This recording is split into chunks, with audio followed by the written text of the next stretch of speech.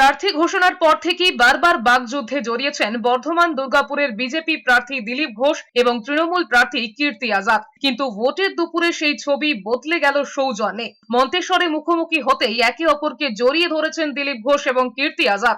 দুজনেই একে অপরের সঙ্গে সৌজন্য বিনিময় করেছেন। পরে অবশ্য দিলীপ ঘোষ বলেছেন কীর্তি আজাদ বিশ্বকাপ খেলতে পারেন, কিন্তু তার বিরুদ্ধে কোনোদিন খেলেননি। এবার বুঝতে পারবেন।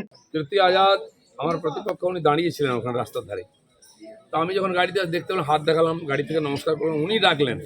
আমি গাড়ি থেকে নেমে গেলাম, ওনাকে নমস্কার করলাম। উনি আমার বয়সে বড়, ওনার সঙ্গে আগে পরিচয় ছিল, আমাদের পার্টিতে ছিলেন। তা আমি ওনাকে জড়িয়ে ধরলাম, বললাম যে রোদ্দুরে দাঁড়াবেন না, গাড়িতে বসুন, কষ্ট করবেন না, শরীর খারাপ করবেন না। পাল্টা দিলীপ ঘোষকেও আক্রমণ করেছেন কীর্তি আজাদ।